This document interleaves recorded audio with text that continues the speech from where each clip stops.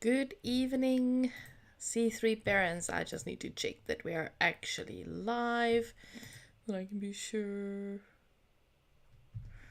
No. Come on, work with me. Okay, and we are live. Okay, hi. I'm trying new things. Tonight we are going to talk about. Hit that like button. Do all the YouTubey things while I very politely try and clear my throat. Let's quickly do the intro and then I'll tell you what we're going to chat about tonight.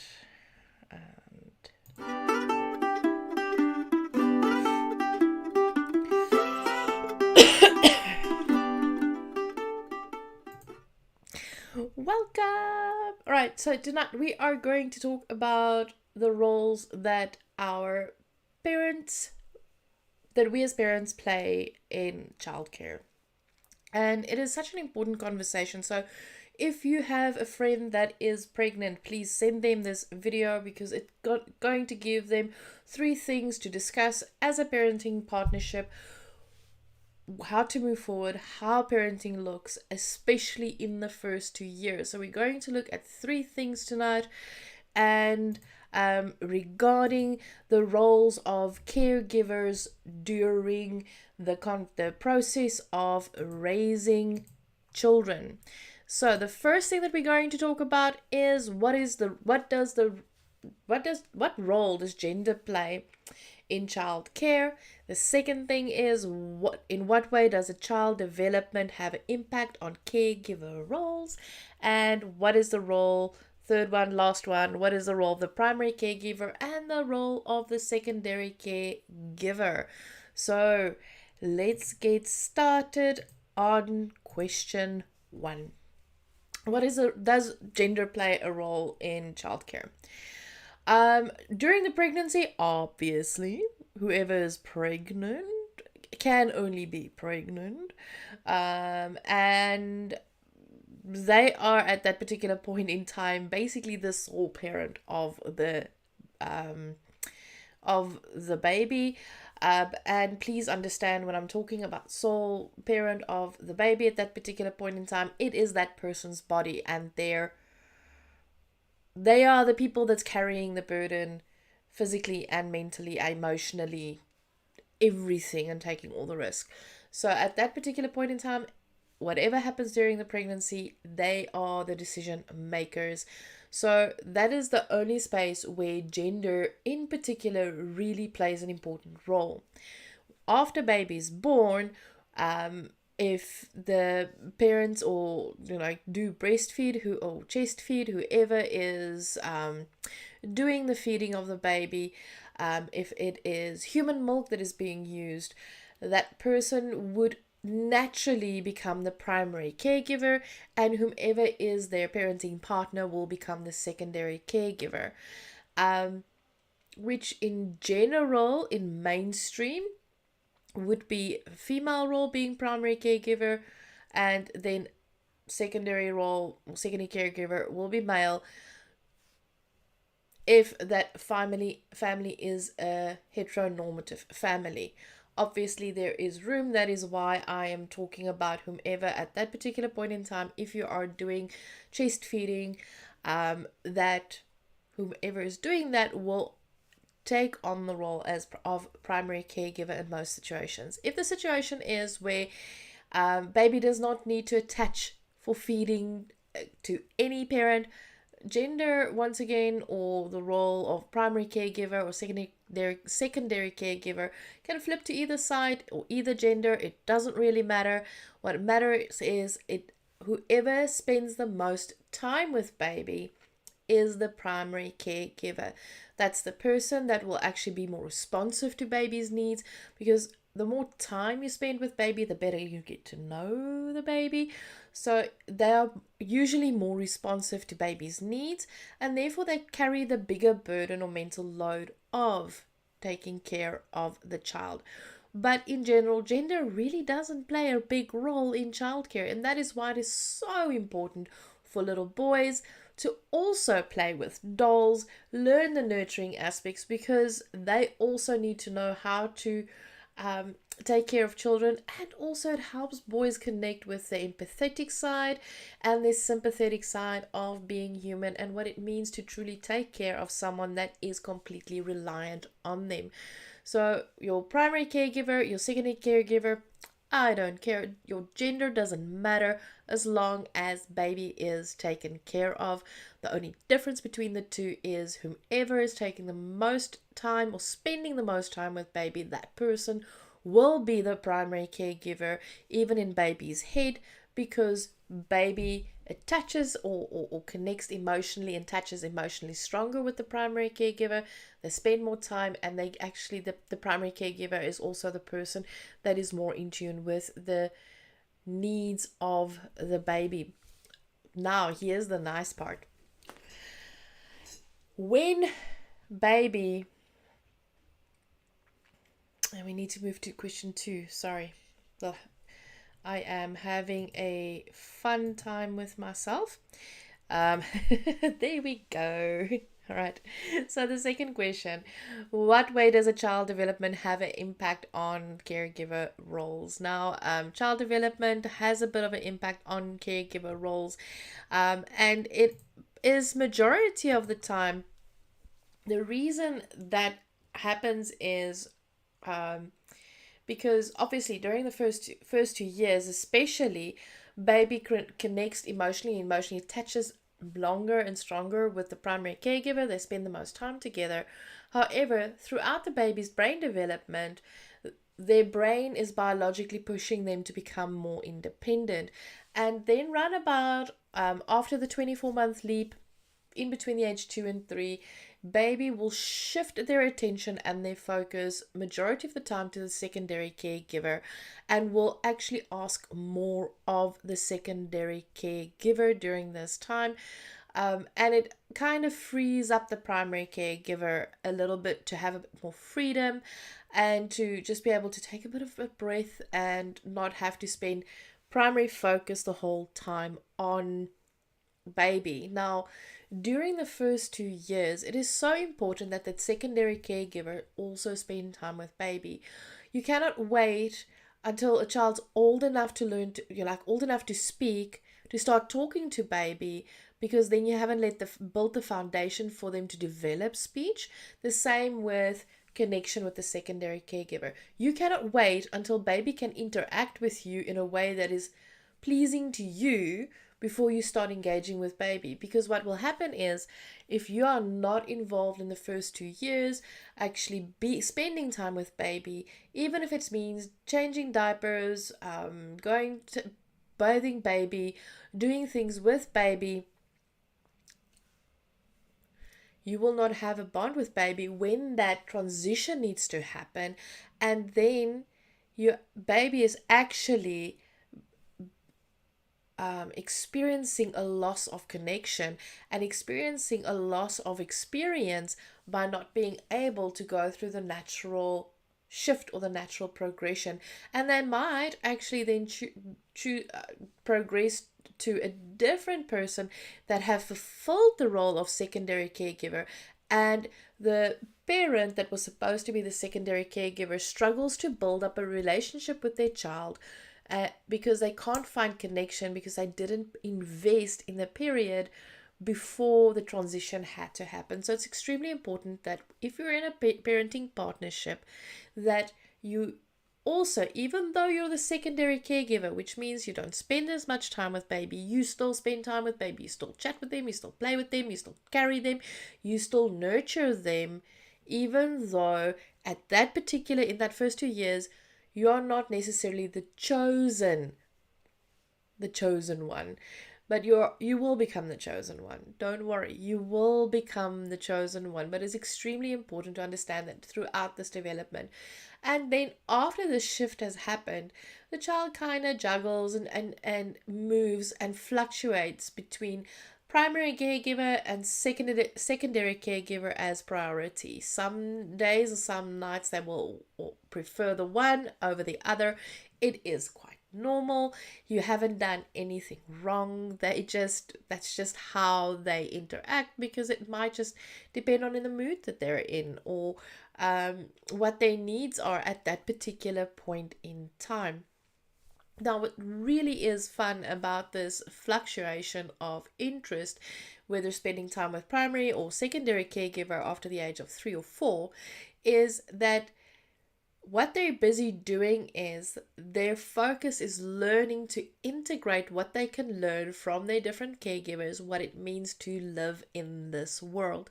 And that is why it's so important that regardless of gender, that both caregivers places the child then as a top priority of time, impact, and like taking care of, because we need to model, so we need to model behaviors, we need to teach them, and children learn best through seeing and experimenting. So you have a responsibility, even if you are the secondary caregiver, if you're in a situation where you really spend very little time at home, you have a responsibility to at least spend time with your child every single day, anything from 10 minutes to half an hour to 2 hours to 3 hours, taking care of your child, even if that within the division of roles in the home, you are not the primary caregiver. You also have a responsibility of taking over the mental load of raising a child. Obviously, also as baby grows older, it is important to remember that as baby grows older, certain boundaries, certain disciplines, certain things will start changing. So then their needs will start changing because they become more independent.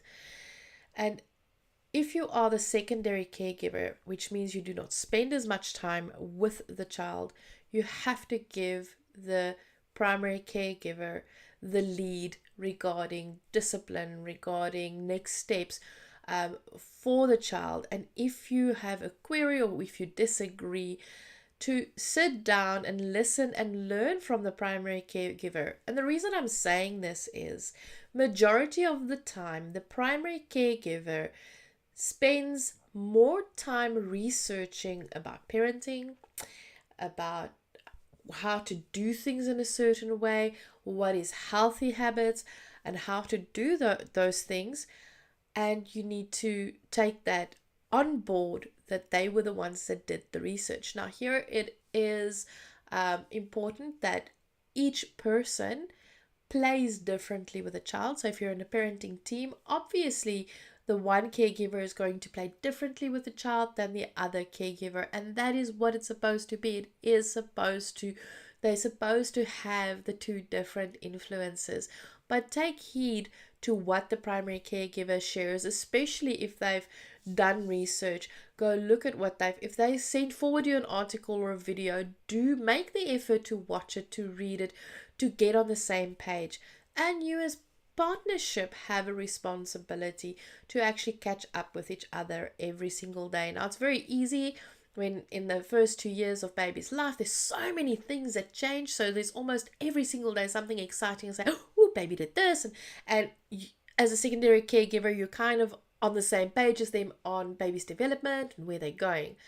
But as they grow older and become more independent, it's so easy for parenting partnerships to not check in with each other, to share what they've experienced with their kid, what they've learned from their kid, and where their kid is at. And then it actually especially puts the secondary caregiver at a disadvantage when it comes to bonding and connecting with their kid, because kids develop certain skills and you kind of see it. And I've heard that conversation before. We, even as a family, sometimes we get so into the rush of things that will forget to tell my husband, I saw our kid is capable of doing this. And then I sit over the weekend and I watch them play and I see like, ooh.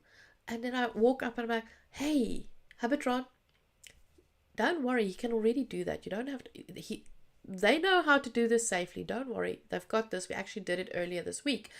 And then they're like, but why didn't you tell me? So it is extremely important that you stay on each other's on the same page and actually catch up with each other. And the secondary caregiver, you've got a responsibility to ask about how it's going with the kids and what happened, not because you're checking up on the primary caregiver. It's not a means to control the primary caregiver.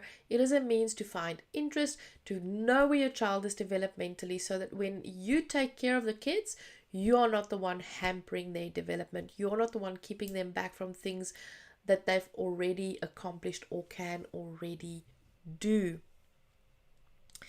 Now, the third one is, what is the role of the primary caregiver and the role of the secondary caregiver? And I'm going to zone in on this one because this is a conversation we have so often, where when I'm coaching families, that I have to break it down to certain members of society that just because the primary caregiver does XYZ does not mean you get a free pass that they do XYZ, the whole alphabet soup of responsibilities regarding children or regarding home. So what is the role of the primary caregiver and the secondary caregiver? When, especially in the first 2 years, the primary caregiver is so focused on keeping a person alive, they're carrying the full mental load, feeding, clothing, changing, following their leaps, making sure everything goes the way, doctor's appointments. They carry all of this mental load, not just for their child, but also for themselves as well. They oftentimes, especially when the baby is going through a developmental leap, do not have the time to necessarily keep the house clean, cook dinner, do the dishes, do the laundry. They're not sitting at home doing nothing, spending time with the kid. They are literally teacher, comforter, they're everything in that child's world. And often, especially during leaps, the primary caregiver can barely go to the bathroom without their baby crying. So you, as a secondary caregiver, have the responsibility of picking up the slack without asking the primary caregiver for a list of things that you can do. It is not their responsibility. You are an adult, you are a co-parent, you're part of this team, and being part of this team means taking responsibility for everything that makes this team function in a healthy way. That means you might be going to the office to work and come back home. That does not mean you get to sit down and watch television. You might have to come back home, cook dinner, make sure that the primary caregiver is actually fed, because they sometimes do go through days where they barely had a slice of toast and live on cold coffee. Because that is the impact that having a child can have on a primary caregiver. So you're going to come, you're going to make dinner, you're going to look, oh, so I need to do a load of laundry, I need to quickly make the bed, I can sweep the floor. You have the same responsibilities as the primary caregiver, and I promise you, the primary caregiver tries to get to all those things every single day. They don't. They don't always get there. And it's not fair for them to carry all that burden and the responsibility of being like the sole need of a child. So you're going to cook, you're going to clean, you're going to make sure the primary caregiver is fed. You can even pour them a bath and tell them, you go relax, I'll handle the crying baby. If the baby is like really, really, really angry and crying, at least give them the 5 minutes to jump through the shower without complaint. When baby is mobile, around about 1.5 years or so, or even before that, if you've invested time from the get-go to spend time with baby, you can tell her on a Saturday or Sunday, listen, or tell the primary caregiver on a Saturday or Sunday, you've been with baby the whole time. You need something adult that you can do that's good for you. That doesn't mean she needs to go shopping. I keep on saying she because of the mindset and mainstream society having the woman always being the primary caregiver.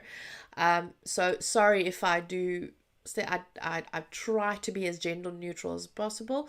So whatever gender the primary caregiver is, tell them, go out. You've got 4 hours, 5 hours. I can change a diaper. I know how to do this. I can handle this. Go and take a break. You don't have to do shopping for the home. You don't have to think about taking responsibility. You need the break. Take it. The secondary caregiver has the responsibility to be able to take care of the child without making the primary caregiver feel guilty for taking a breather, a moment where they can just put down the mental load for a bit and just relax. Self-care is not going to the shops to do grocery shopping. Self-care is not the quick 5-minute shower. Self-care is not going out to do something for the family. Self-care is going to do something for yourself. It is super important for a primary caregiver to actually have time where they can do something for themselves, because if they keep on just doing stuff for the household and for everybody else, they burn out. They end up with depression. They end up with anxiety. They end up with a loss of will to live, because they are not just raising a baby, a child, but they're doing it on their own. That's what it boils down to when the secondary caregiver is there in name but not in action. If the secondary caregiver does not take responsibility for this child and do not offer opportunities and create opportunities where the primary caregiver can get a break, can go do self-care, and can feel as if they are, I want to use the term human. I know life is stressful, and I know that the secondary caregiver also have stresses. But the reality is you get to get in your car and drive on your own without a child screaming at you to work. You get to work and interact with adults majority of the time. Then you get in your car without anybody screaming and crying at you, and then you get back home. And then you get to take a breather, and you can get involved in the household, but you have that non-child time. If your child is in a daycare because both parents are working, understand that yes, the primary caregiver did get in the car and have that little bit of mental break. However, they also are tired, and when they get home, because they are the primary caregiver, the child's needs at that particular point in time will be solely focused towards the primary caregiver of give me cuddles, give me love, give me food, give me attention. I have been separated from you.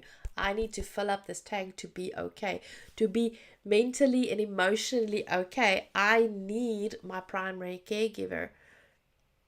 So the primary caregiver can't then have the mental load of making sure the baby is reset and worry about what's for dinner. Oh, the house needs to get clean. You see the list that goes on?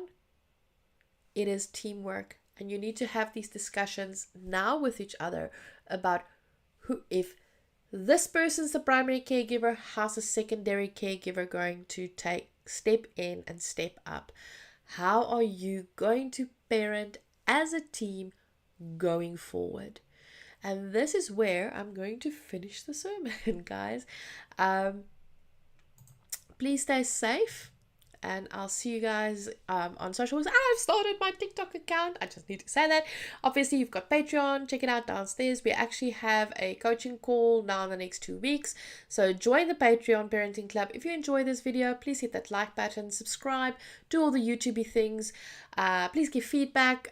Would you like to see the live feeds a bit more like this, almost like a workshop session, like with real slides and stuff, or would you just like the casual chat? I know I owe you guys a bit of a catch up with us in the Netherlands and how things are going here. I will do that. I'm probably going to do that either on Facebook or on Instagram, just to spread the love on most platforms. But keep an eye out on the socials. Stay safe, take care of yourself, love each other, and may you always find happiness wherever you want to go. And if you look around somewhere here, there will be links to videos or videos for you to follow if you want to continue on your learning and being coached as a parent. Much love.